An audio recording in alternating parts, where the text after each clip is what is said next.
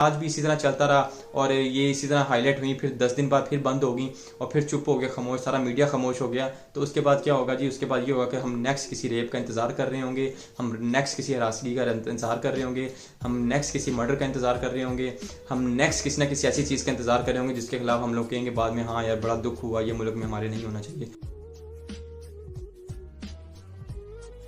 अस्सलाम वालेकुम नाज़रीन, कैसे हैं आप लोग? ठीक है, उम्मीद करता हूँ आप लोग खैरियत से होंगे, ठीक होंगे। मैं हूँ अवैस, अपने यूट्यूब चैनल दी अभी भाई ऑफिशियल के साथ आप लोगों के सामने हाजिर हूँ। नाज़रीन, जैसा कि आप जानते हैं कि मेरा जो व्लॉग होता है, जो मेरी वीडियोस होती हैं, वो हर किस्म की वीडियोस होती हैं। लाइक मैं कॉमेडी के हवाले से भी बनाता हूँ, कोशिश करता हूँ, उसके अलावा व्लॉग्स वगैरह भी, चीज़ों को हाईलाइट भी करता हूँ, अच्छी चीज़ों को भी करता हूँ, गुर्बत के हवाले से या कोई ऐसा टैलेंट हो जो उसको भी हाईलाइट करता हूँ। तो हर किस्म की वीडियोस जो है ना मेरे यूट्यूब चैनल पे आप लोग देखते हैं। तो मुझे जो आज की वीडियो मैं बनाने जा रहा हूँ उसके हवाले से मुझे बहुत ज़्यादा लोगों ने कहा कि यार इस तरह की वीडियो ना बनाओ, हो सकता है कि आपके साथ कोई मसला बन जाए या हो सकता है कि कोई ऐसी आपको थ्रेड आना शुरू हो जाए। तो मैंने बोला यार देखें कि थ्रेड क्यों आएंगे, मेरा मकसद है चीज़ों को सिर्फ हाईलाइट करना, ना कि किसी चीज़ पे इल्ज़ाम लगाना, ना कोई ऐसी चीज़ के मतलब डिस्कस करना जो कि बग़ैर वजह के हो। और दूसरा ये है कि ये एक बींगा मुसलमान होने के नाते मेरा फ़र्ज़ है कि मैं इस चीज़ को हाईलाइट करूं। ठीक है, मरना जीना ये अल्लाह जानता है कितनी कितनी ज़िंदगी है, किसकी कितनी ज़िंदगी है। अभी रिसेंटली कुछ दिन पहले, शायद 2 दिन पहले, पंजाब कॉलेज में जो लड़की के साथ रेप हुआ है और उसको जो रेप जो किया गया है वो एक सिक्योरिटी गार्ड और एक और शख्स ने किया है। और ये जो बात है इस पर मैं आपको पहले क्लैरिफाई कर दूं कि किसी पे इल्ज़ाम नहीं लगा रहा मैं, जो media as per media reports हैं या सोर्सेज हैं उनके हवाले से मैं आपको बता रहा हूँ। और मकसद ये है कि आप लोगों के साथ चीज़ें शेयर करना और अवेयरनेस देना कि यार आखिर इस तरह की चीज़ें क्यों हो रही हैं और इसका क्या हल किया जा सकता है। हुआ कुछ यूँ है कि पंजाब कॉलेज की एक तलिबा है जिसके साथ रेप का केस जो है ना वो इंसिडेंट ये हाईलाइट हुआ है।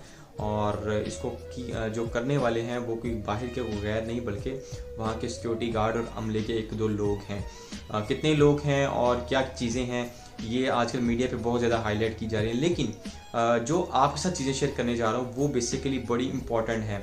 लाइक 3 चीज़ें ऐसी हैं जो कि इस टाइम बहुत ज़्यादा हाईलाइट है और तीनों की एक अलग अलग स्टोरी है।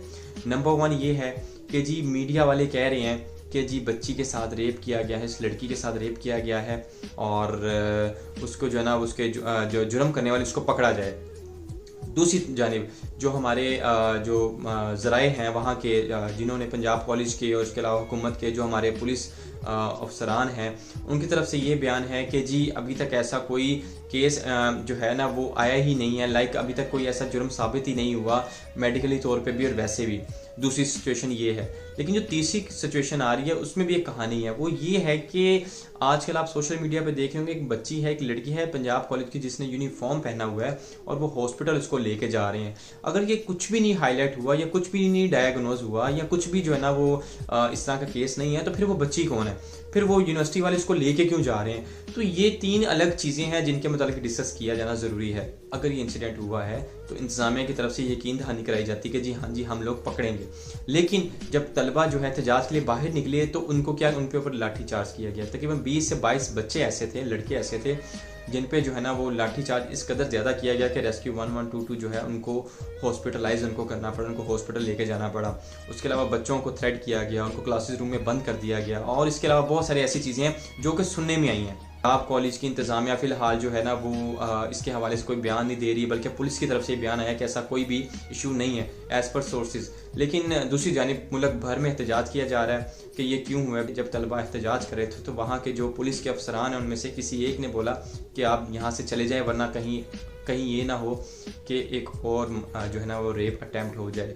यानी कि हमारे जो फोर्सेस हमारे जो कि जिन्होंने हमारी हिफाजत करनी है अगर वो इस तरह के बयान देंगे तो सोचें कि क्या एलिमेंट है, क्या एक सोच है जो किस टाइम चल पड़ी है। जब उनसे कहा गया, किसी लड़की ने कहा कि जी अगर यही चीज़ आपकी बहन बेटी के साथ होती तो उनका बयान था कि मेरी बेटी या बहन इतनी सस्ती नहीं है। यानी कि उनकी सस्ती नहीं है लेकिन बाकियों की जो है ना उनके हवाले से कोई अभी तक ऐसी कोई प्लेटफॉर्म नहीं है, कोई भी ऐसी जो है ना वो चीज़ हाईलाइट नहीं हो सकी, कोई भी उनके लिए सेफ्टी के लिए कोई भी ऐसे जो है ना वो मामला नहीं चल सके। मुझे ये बताएं किसने नहीं मरना, आपने नहीं मरना, मैंने नहीं मरना, किसने नहीं मरना।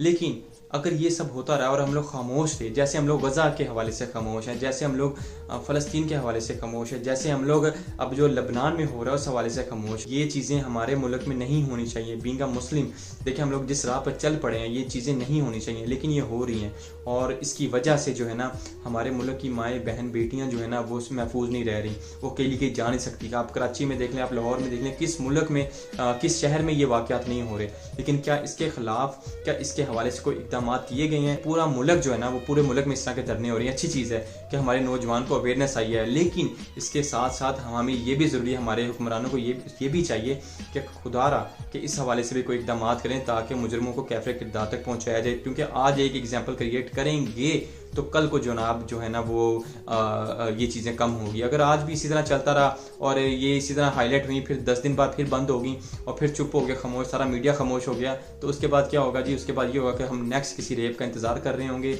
हम नेक्स्ट किसी हरासगी का इंतज़ार कर रहे होंगे, हम नेक्स्ट किसी मर्डर का इंतज़ार कर रहे होंगे, हम नेक्स्ट किसी ना किसी ऐसी चीज़ का इंतज़ार कर रहे होंगे जिसके खिलाफ हम लोग कहेंगे बाद में हाँ यार बड़ा दुख हुआ, ये मुल्क में हमारे नहीं होना चाहिए।